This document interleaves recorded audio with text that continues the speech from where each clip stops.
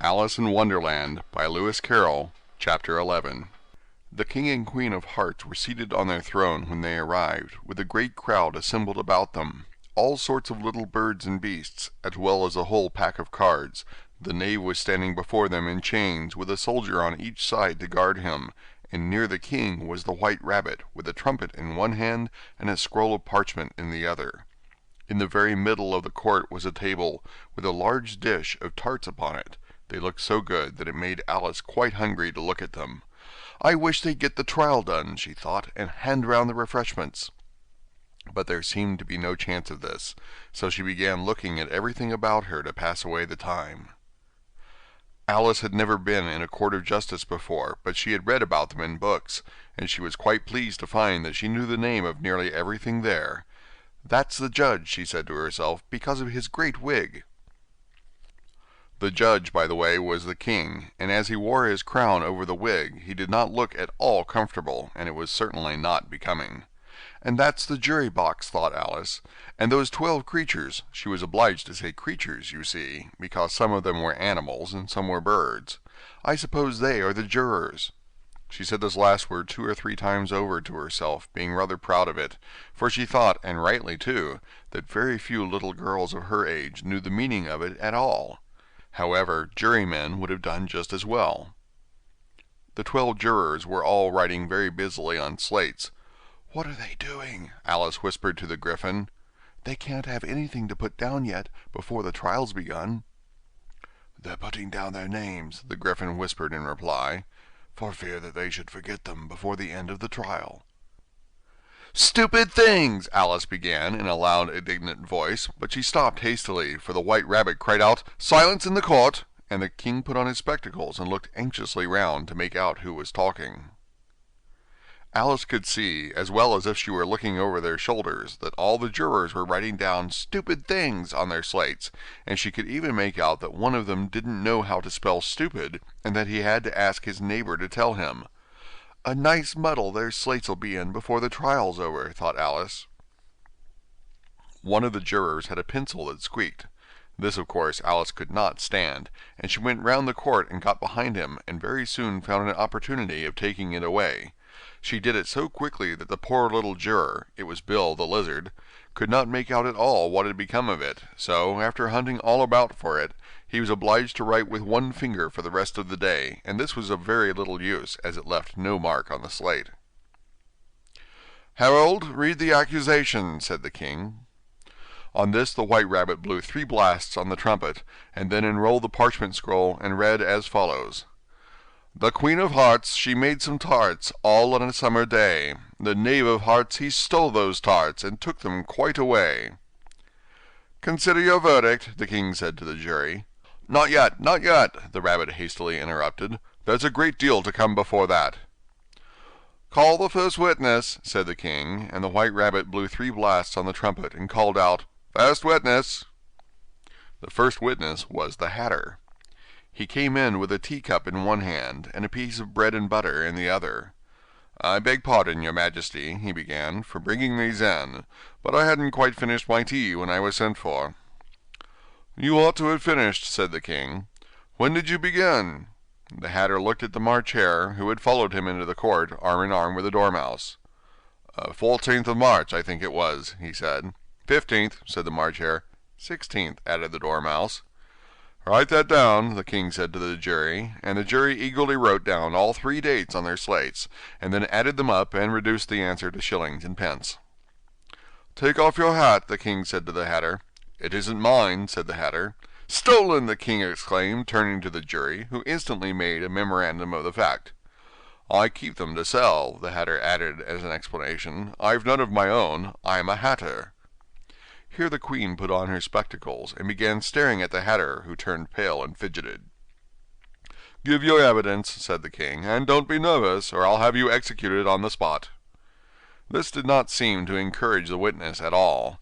He kept shifting from one foot to the other, looking uneasily at the queen, and in his confusion he bit a large piece out of his teacup instead of the bread and butter. Just at this moment Alice felt a very curious sensation, which puzzled her a good deal until she made out what it was.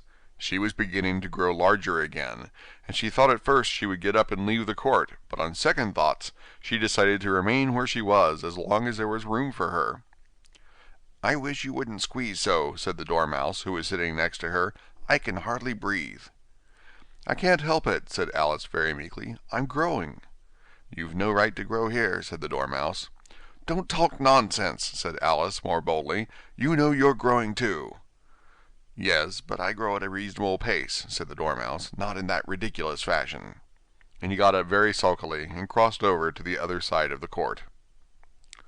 All this time the Queen had never left off staring at the Hatter, and just as the Dormouse crossed the court, she said to one of the officers of the court, "Bring me the list of the singers in the last concert," on which the wretched Hatter trembled so that he shook both his shoes off. "Give your evidence," the King repeated angrily, "or I'll have you executed, whether you're nervous or not." "I'm a poor man, your Majesty," the Hatter began in a trembling voice, "and I hadn't begun my tea. Not above a week or so. And what with the bread and butter getting so thin, and the twinkling of the tea—" "The twinkling of the what?" said the King. "It begun with the tea," the Hatter replied. "Of course twinkling begins with the tea," said the King sharply. "Do you take me for a dunce? Go on." "I'm a poor man," the Hatter went on, "and most things twinkled after that, only the March Hare said—" "I didn't," the March Hare interrupted in a great hurry. "You did," said the Hatter. "I deny it," said the March Hare. "He denies it," said the King. "Leave out that part." "Well, at any rate, the Dormouse said," the Hatter went on, looking anxiously round to see if he would deny it too, but the Dormouse denied nothing, being fast asleep. "After that," continued the Hatter, "I cut some more bread and butter." "But what did the Dormouse say?" one of the jury asked.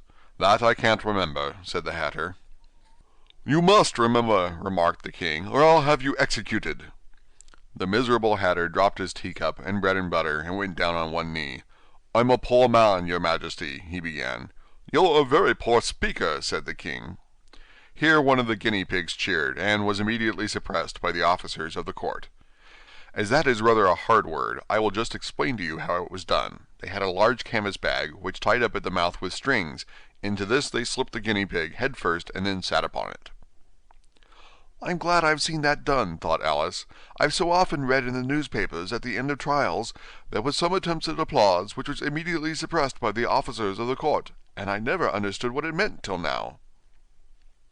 "If that's all you know about it, you may stand down," continued the King. "I can't go no lower," said the Hatter. "I'm on the floor as it is." "Then you may sit down," the King replied. Here the other guinea pig cheered, and was suppressed. "Come, that finished the guinea pigs," thought Alice. "Now we shall get on better." "I'd rather finish my tea," said the Hatter, with an anxious look at the Queen, who was reading the list of singers. "You may go," said the King, and the Hatter hurriedly left the court without even waiting to put his shoes on.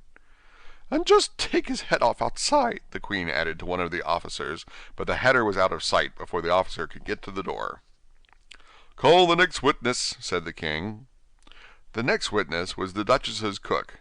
She carried the pepper box in her hand, and Alice guessed who it was, even before she got into the court, by the way the people near the door began sneezing all at once.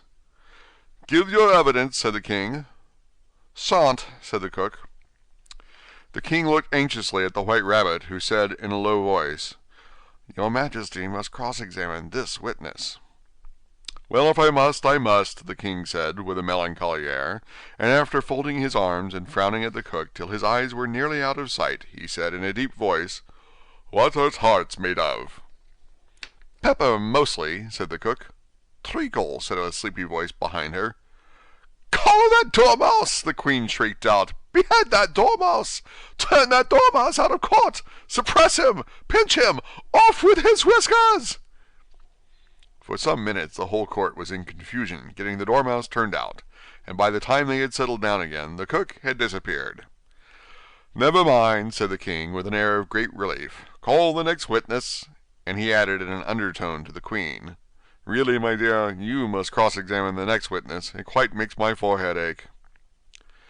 Alice watched the White Rabbit as he fumbled over the list, feeling very curious to see what the next witness would be like. "For they haven't gotten much evidence yet," she said to herself. Imagine her surprise when the White Rabbit read out, at the top of his shrill little voice, the name, "Alice!" End of chapter 11.